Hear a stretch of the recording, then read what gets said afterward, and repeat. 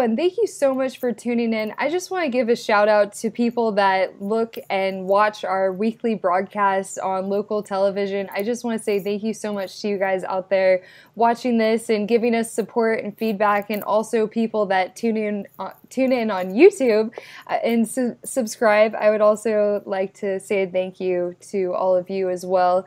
Today we have a really awesome, special, incredible guest, Andrew Demeter. Thank you so much for coming on. You are a part of Teen Take, which is also a YouTube channel.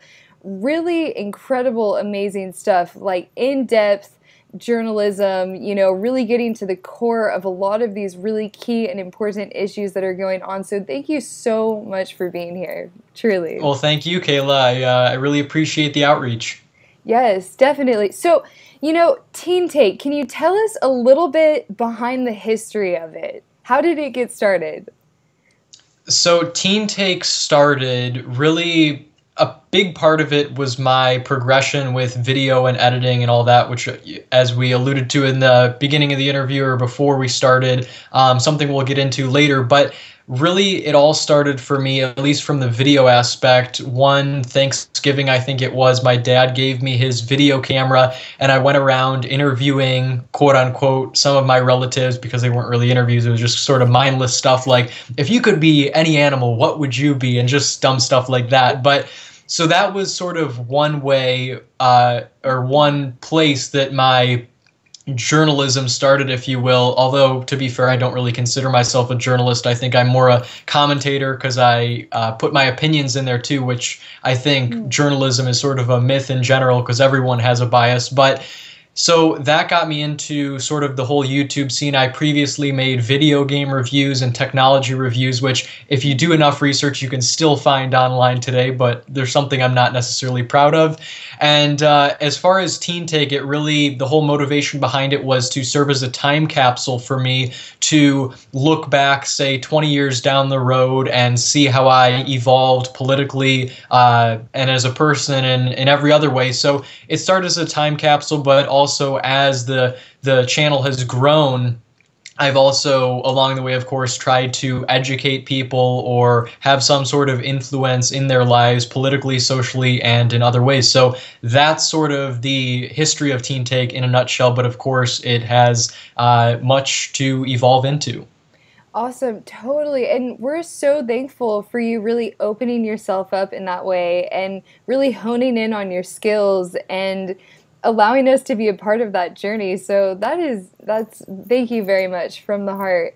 And you know, so when it comes to Teen Take, I mean, there's so many issues that you cover. Is there some things that just kind of jump out at you and that's how you get involved, or is there something that you plan it out a little bit more and then hone in? How does that work? As of now, I really don't have any particular method to my madness. A couple video styles I do. Once in a blue moon, I'll do a documentary. The longest one I've done has been like 27 minutes. It was about Bitcoin. But I've also done, you know, the main focus is, or one of the main focuses, one of the main, you know, topics I focus on is genetically modified foods and the food system, because I made a documentary about this for a C-SPAN contest. It was called We the People, Genetically Modified. And to me, food is just this issue that transcends all other issues. Obviously, a ton of other issues are important, but to me, food, again, this just quintessential part of life, is seemingly overlooked, and we can't be putting these poisons, as some people see them, into our bodies. So that's one area of focus. But I also really like doing interviews, which obviously we're doing right now. I've interviewed people or confronted people like Nancy Pelosi, Dr. Ben Carson, Marco Rubio, or at least tried for Rubio. So I've confronted people like those, obviously presidential candidates, but also even people like the Westboro Baptist Church, Dr. Vandana Shiva, an Indian activist for food. And I have a lot of other great interviews lined up in the future. So documentaries, interviews, and then also I do sort of just brief summaries and my commentaries on news stories. The one that I'm doing excuse me, most recently is about actually the presidential candidate Dee's Nuts, who is a 15-year-old farmer or 15-year-old teenager in Iowa. So he's, polling at 9% now in North Carolina, above, or rather below, Donald Trump and Hillary Clinton. So I really just like investigating funny stories like those, viral stories, and those that make us question the status quo. Yes, yes. And for everyone out there, please check out this guy's documentaries. They're absolutely incredible. Like you said, there's three. And, each one is so informative, so concise. It's not a long thing that you've got to, sit down for 2 hours. They're brief, short, to the point, and totally, a really amazing perspective on a lot of these key issues. So, let's go back to the food. What's going on? Why is it that we can't have clean food? Why is it that, over here, I'm currently in the Central Valley of California, and we're one of the biggest exporters of food products. Yet, and that goes with the agricultural products and things of that nature. Yet, most of that is never going to actually see their own communities, if that makes sense, where these farmers are having these large exports and imports, and none of it ever really meets the community. These community members are not interacting with the farmers aren't interacting with the community, and there's this giant disconnect in, who's growing the food, who's buying the food. Can you give us some insight into some of those relationships and why that is? Well, yeah, Kayla, that's one of the main problems, one of the main trends we're seeing right now, this lack of localization. Everything is becoming national and worldwide where we're getting our food. So we have, in that sense, lost touch. But also, it's just ridiculous, again, how this thing like food is just going, people aren't paying attention to it. And one of the problems, too, is that it's being subsidized. So, the government has control over it now, and Monsanto, a corporation, has a monopoly essentially on the food system, and that's obviously a big problem. These local farmers are going out of business, and we're losing touch with our food. And it's just ridiculous to me that that people aren't paying attention. And the Monsanto Protection Act, for example, it gives Monsanto, or previously it gave Monsanto, judicial immunity in the court of law. You or I as a person don't have that immunity. So why on earth should a corporation? It just doesn't make sense to me. And, again, we're just losing touch. And that's really what I find so frustrating, that people aren't, for example, planting gardens. They don't want to be responsible. Instead, they just want to allow these corporations to say that they're feeding the world, when in reality, they're just doing so to improve their bottom line. Yes, yes. It's really sad because, these farmers, they're beautiful people. They're connected with the land. Farmers in America represent half of a percentage, of all of America. So they have 0.5% in the representation that's going on for Americans, nationwide. And so I think it's really important to not only hone in on the food and the organic and things of that nature, because there is a very large organic movement going on, but also to take into consideration, who are these people behind the food? Let's personalize those relationships and really get back to that human spirit. I think that's really, really important. So, Andrew, what do you eat daily? Could you share with us, what is a representation of that healthy living, that healthy lifestyle? Well, to be fair, I'm not, some supernatural god or anything. I'm human as well. And I recently interviewed Robin O'Brien. She's the author of a book called The Unhealthy Truth, which is all about allergies and GMOs and stuff like that. And when I interviewed her, she said something powerful, which is that we need to make progress and not focus so much on perfection. So, of course, again, to be fair, I'm flawed. I go to school, so I can't eat 100% organic all the time. But I'm also a vegetarian, which which, depending on your perspective, could make things easier or more difficult. Obviously, as a vegetarian, I try to avoid ingredients and foods that contain soy a lot, because that's often a substitute for meat. But as far as protein, I stick to beans and nuts and that sort of stuff. And I really like pasta a lot, and I know wheat isn't the best for you. So again, I'm not entirely perfect. I make mistakes, but I also like proteins like quinoa and other stuff. My parents do a good amount of cooking. I'm trying to sort of broaden my culinary horizons, and it's something I still have to work on. But I also have smoothies once in a while, green smoothies that you can make with, kale, fruit, and vegetables, or mostly fruit, and that sort of stuff. So that's pretty much my diet. It's really difficult though sometimes when you go to someone's house or you go to some event in the public and there's really no food you can eat, and people give you a weird look or ask you what you're doing. So it's definitely not an easy task, but again, I try to do my best, but I'm not perfect. Yeah, and that is so beautiful. On the progression,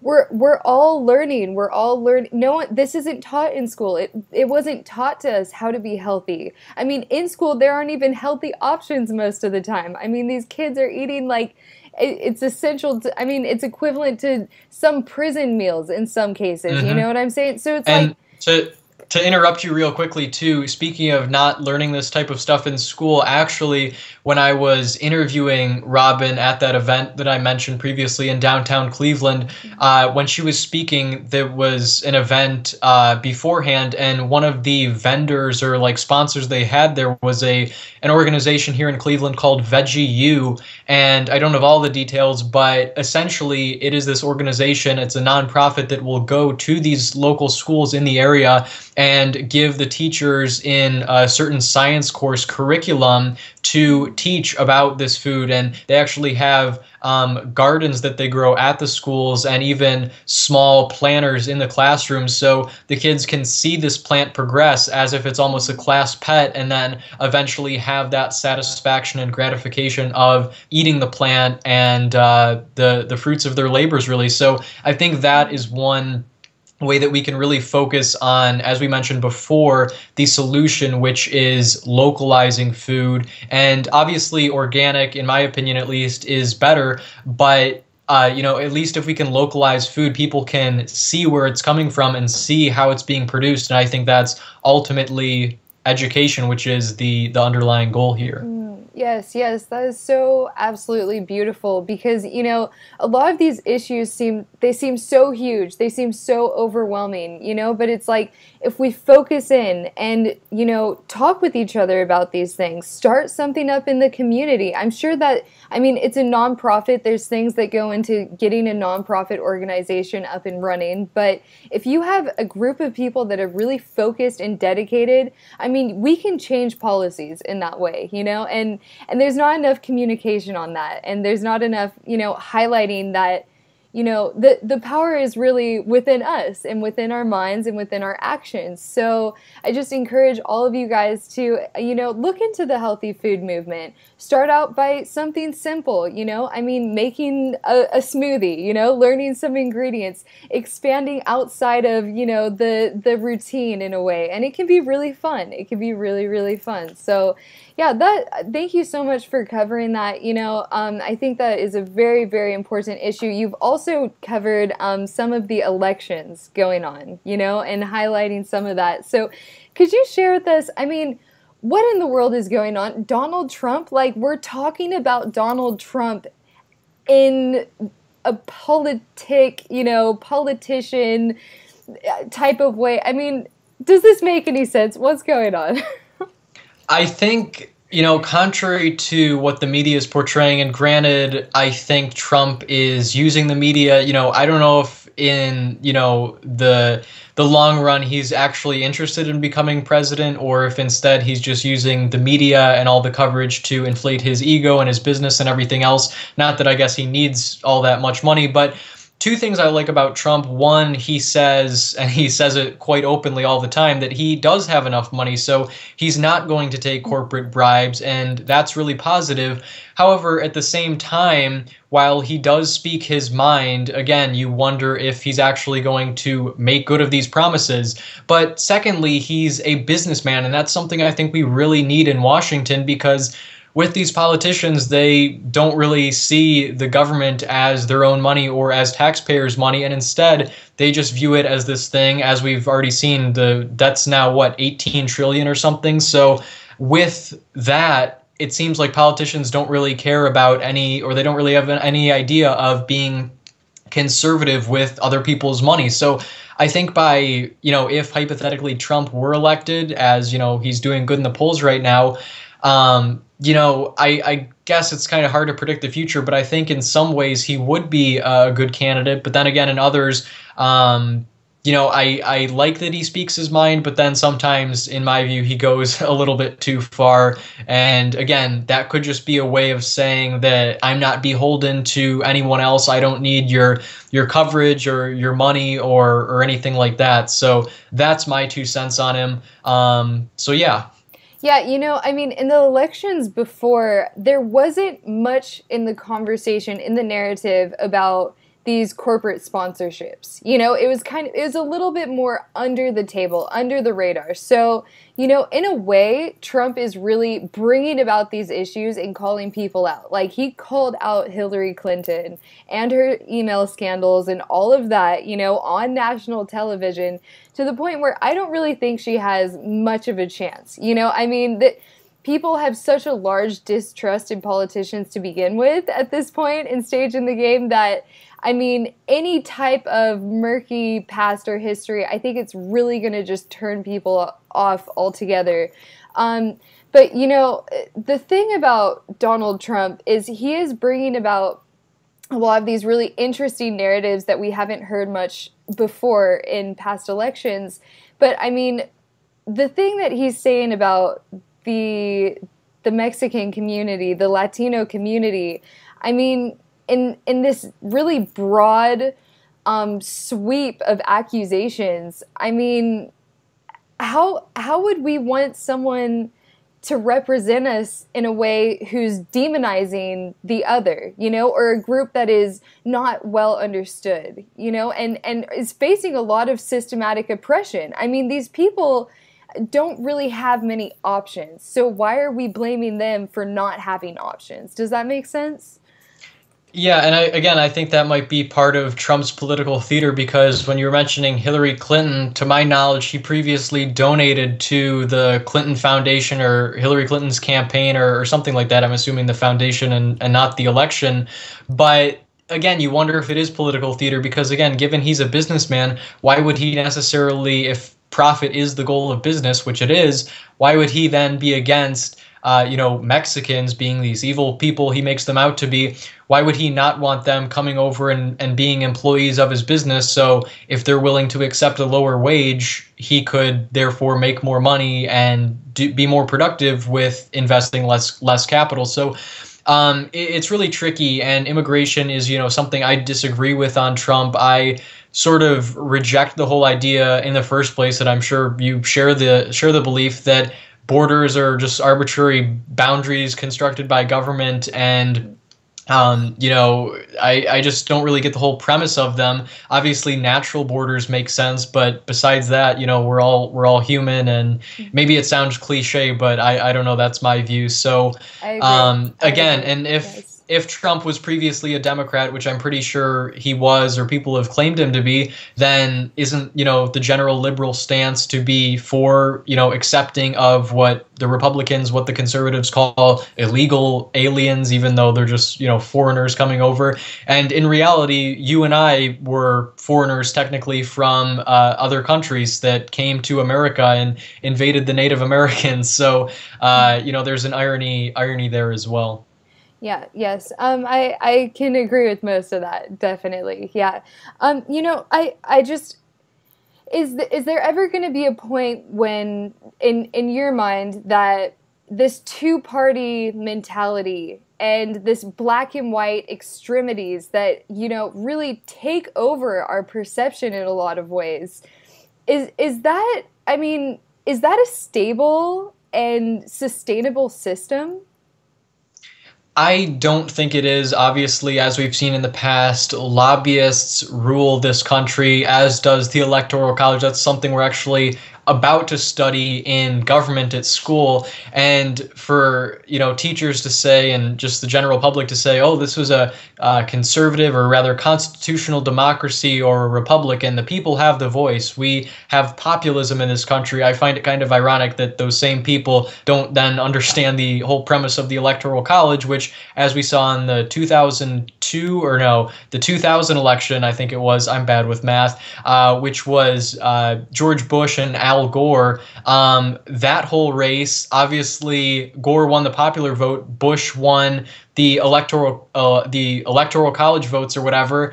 And that's not democracy to me, that the Electoral College doesn't have to vote for the popular vote. It's like, if that's the case, why does it even, or if the case that some people argue is that they have to vote for the popular vote, then what's the whole point of having them be in a job anyway? It doesn't make sense to me. But as far as if the two-party system, the two-party duopoly is sustainable, I don't think it is, because a recent Gallup poll I read said that 60% of Americans want a legitimate third-party candidate running in the upcoming election. So then again, I mean, granted, polls can be pretty easily skewed depending on who does it, but that aside, I think that people are beginning to wake up and they want an alternative voice, a real voice. And that's, I think, why Trump has resonated with so many people, because in many ways he is like a third-party candidate, saying that if he doesn't win the GOP nomination, he will run as an independent. And he's not afraid of, political correctness in some cases, which I agree with him on, or he just simply won't be beholden to corporations or lobbyists or anyone else. And for someone to follow the people's voice is, ultimately the goal of what should be the presidency.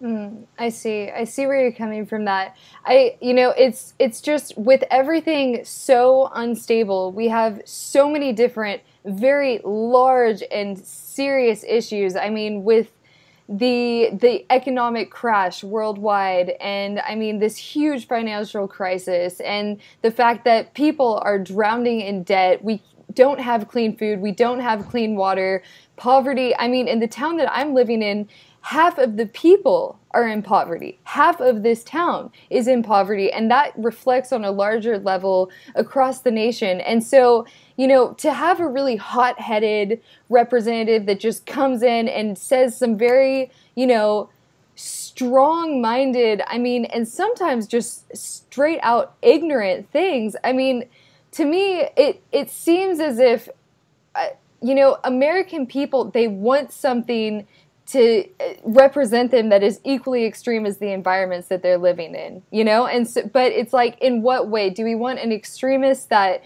just comes in and rips it all down and takes away even more of our rights? Or someone that can have a level-headed perception on, all of these different key core issues and can work around those things? So I believe that it is an insane thought, in my perspective, to believe that one person can represent a nation.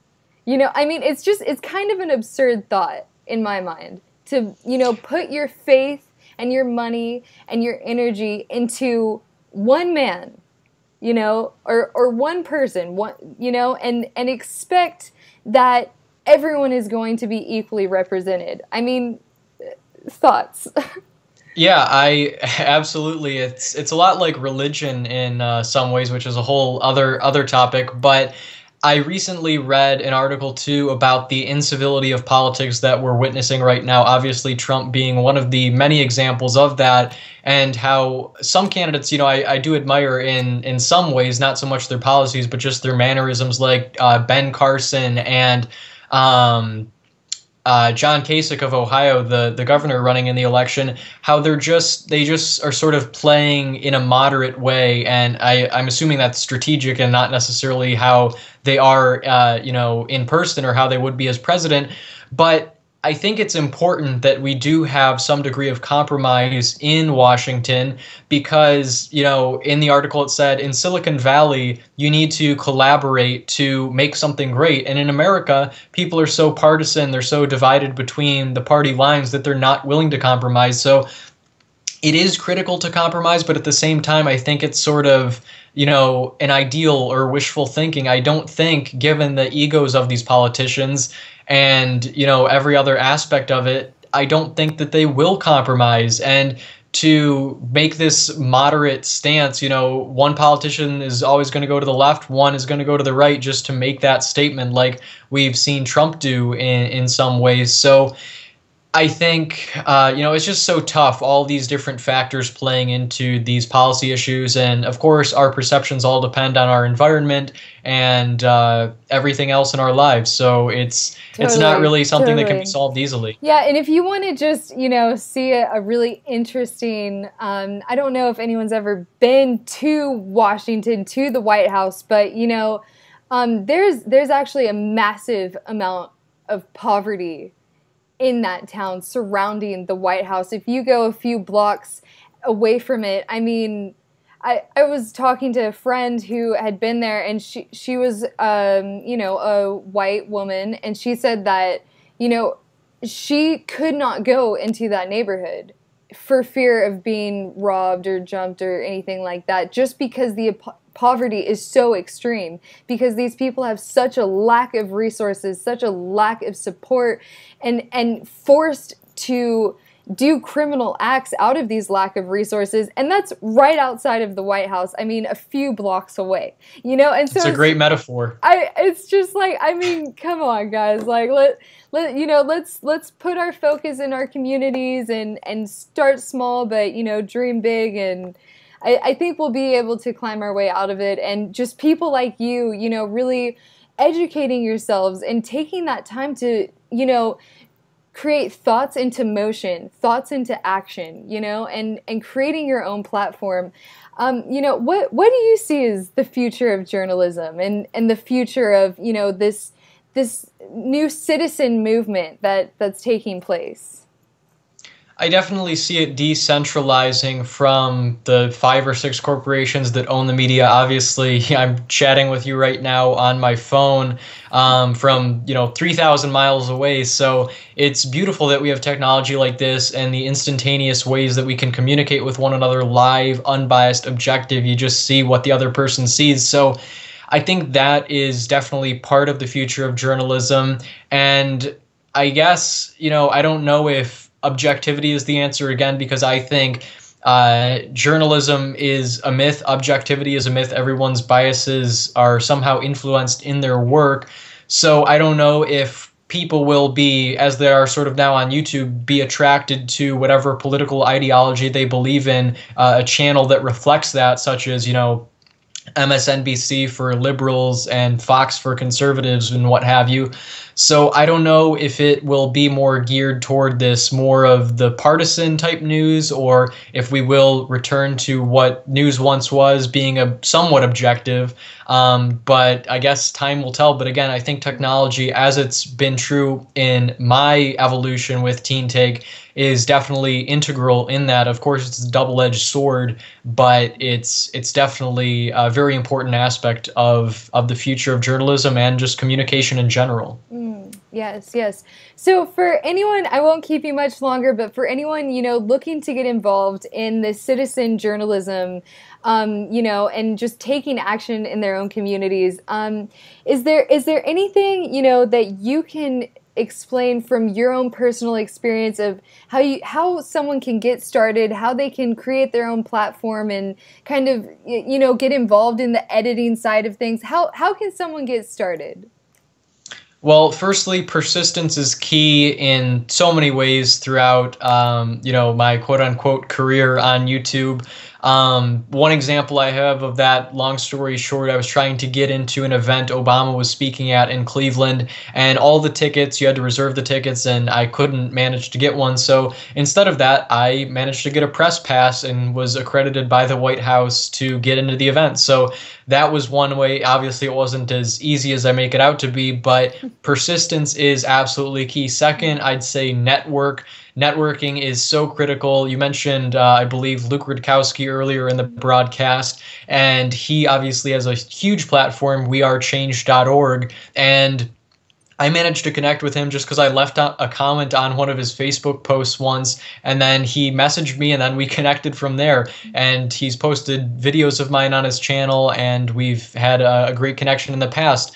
So networking, persistence, and other than that, I'd say, and again, it sounds cliche, but be nice to everyone, similar to networking, because even if for no other reason, for example, if you just have no morals, I guess, and you are self-centered and selfish, if for no other reason, being nice to others will help you in the long run, because it will create a good connection between you people and or whoever else the person you're talking to is. And from that, if you need a favor down the road, then you can have that basis to connect with them and have that excuse, if you will. And then also, lastly, to interview people. I've gotten to talk to a lot of cool people I never thought I'd talk to, people who I watched on TV as a kid.